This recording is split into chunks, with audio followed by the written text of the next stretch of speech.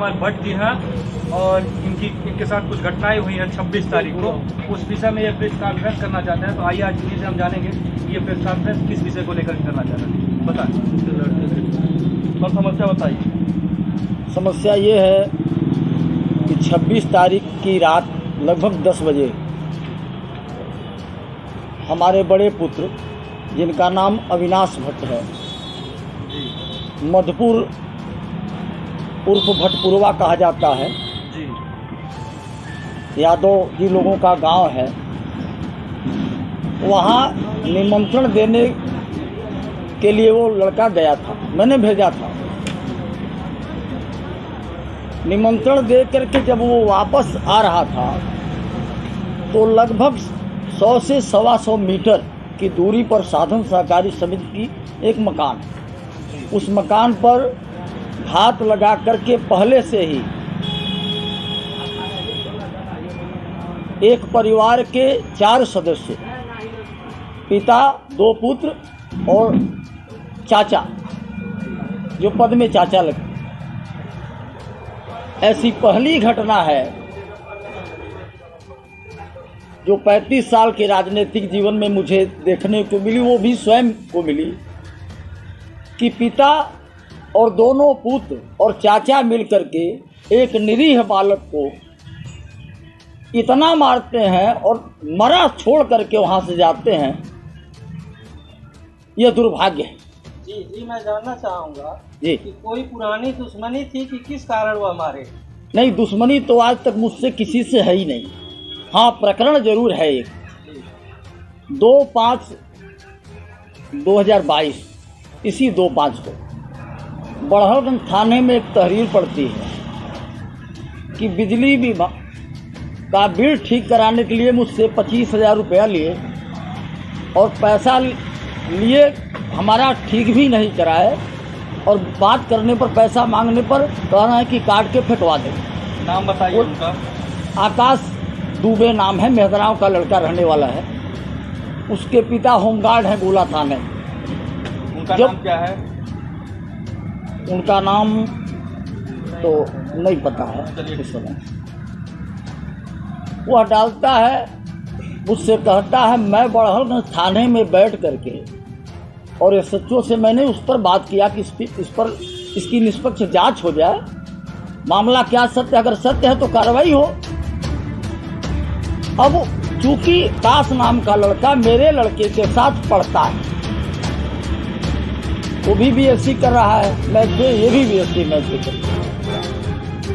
उसकी खुंदक लेकर के और मेरे लड़के को टारगेट बनाया गया कि मित्र के नाते ये कहीं अपने पापा से कहा होगा जिसकी कार्रवाई मेरे ऊपर हो रही। और निरीह लड़का मेरा मौत के गाल से वापस आया। कौन मारा, कहा, किस गांव का? नहीं, भटपुरवा के ही लोग हैं। नाम बताइए। जैसे जैसे दुर्गे योगेंद्र यादव करते हैं। ये करते क्या है? ये बिजली विभाग में दलाली करते हैं। गौरी राम इनका सेंटर है बिजली विभाग में। ये केवल दलाली का काम करते हैं। दलाली करते हैं कि एनजीओ चलाते हैं? एनजीओ नहीं चलाते, मैंने पता किया, एनजीओ नहीं चलाते हैं। ये विशुद्ध रूप से गौरी राम में कोई बिजली के विभाग के अधिकारी हैं, उनके माध्यम से एसडीओ है, एसडीओ उनकी ही गाड़ी से चलता है और उन्हीं के माध्यम से बिजली विभाग में दलाली करते हैं। लगभग मान के चलिएगा कि 1.5 करोड़ रुपए की दलाली है मात्र हमारे क्षेत्र। सारे लोग रो रहे हैं। अगर इसकी निष्पक्ष जांच करा ली जाए तो सारी कलई खुल जाएगी। पता करे सरकार कि इसकी शिकायत मैंने की थी। इस पर अधिकारियों ने ध्यान नहीं दिया। क्या उस शिकायत का भी खुन्नस रहा होगा? हाँ, खुन्नस है। उसी शिकायत का मूल खुन्नस है। अब एक सामाजिक व्यक्ति होने के नाते क्या मेरा किसी दबे कुचले निरीह का मदद करना गुनाह है? नहीं, आप अगर कहाँ किए थे? नहीं, मैंने किया था। नहीं, जैसे थाने में हाँ, या आगे भी? नहीं, थाने में मैंने किया था। उस समय के जो सीओ साहब थे उनसे मैंने कई बार कहा था, लेकिन कोई कार्रवाई नहीं की। और वही खुंदस लेकर के जोगिंदर यादव जो भटपुरवा निवासी हैं, उनके पुत्र विवेक और अभिषेक और राम लक्ष्मण, इन चारों ने मिल करके मेरे पुत्र को इतना मारा कि वो मृत छोड़ गए, उसको मृत छोड़ गए। समझ करके मृत छोड़ करके गए कि मतलब वो मर गया इसलिए उसको छोड़ करके गए। अगर वो उसकी सांस भी चलती रहती तो उसको और मारते। कट्टे से फायर भी किए नहीं, आकाश दुबे बैठे थे पीछे मोटरसाइकिल के, और जब आकाश दुबे को एक ईंटा मारा तो आकाश कट्टा देख करके नौजवान लड़के अब जान बचा के भागा और ये गिर गए, बेहोश हो गए। और बेहोशी की हालत में पिता पुत्रों ने मेरे पुत्र को मारा। मारने वाले का गाँव भटपुरवा, मधुपुर भटपुरवा कहा जाता है। उसके बाद आपने हमारा गांव कौआ डिल है, लगभग 1.5 किलोमीटर का अंतर है हमारे उनके गांव में। थाने में तहरीर दी आप? पहले तो पुत्र को मैंने उठाया, फिर थाने गए। थाने में सूचना देने के बाद, बताने के बाद मैं उसको लेकर के सावित्री चला गया। किस थाने में गए? बढ़गंज जी, उनका थाना बढ़गंज पड़ता, घटना बढ़गंज।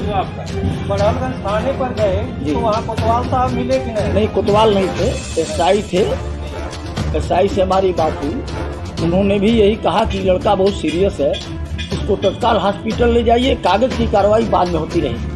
और मैं सावित्री में ले जाके भर्ती कराया। लड़का 12 घंटे तक 13 घंटे कोमा में रहा और मुझे इस बात का इल्म नहीं था कि कार्रवाई हो कि न हो, पहले लड़का बच जाए, ये मेरा प्रथम प्राथमिकता जब अस्पताल गए या अस्पताल में एडमिट किए तो उसके बाद प्रशासन के लोग वहाँ गए कि नहीं? नहीं, कोई गए कोई नहीं। नहीं, कोई पूछने नहीं, कोई नहीं गया? नहीं, कोई नहीं गया। आप तक कोई कार्रवाई की क्या दशा है? ना ही किसी से हमारी मुलाकात है हॉस्पिटल में। और कल मैं गया था मुलाजे के लिए, तो कल कोतवाल साहब से हमारी 2 शब्द की वार्ता हुई है और किसी अधिकारी से मेरी कोई वार्ता नहीं हुई और ना ही किसी अधिकारी ने मुझसे संपर्क साधा। आपकी FIR दर्ज हुई कि नहीं? FIR दर्ज हुई, गिरफ्तारी नहीं। न आपके देखने में दबिश हो रही है? नहीं, हमारे देखने में नहीं, हमको नहीं पता। FIR आप जिन धाराओं में चाहते थे उन धाराओं में हुआ है? नहीं हुआ।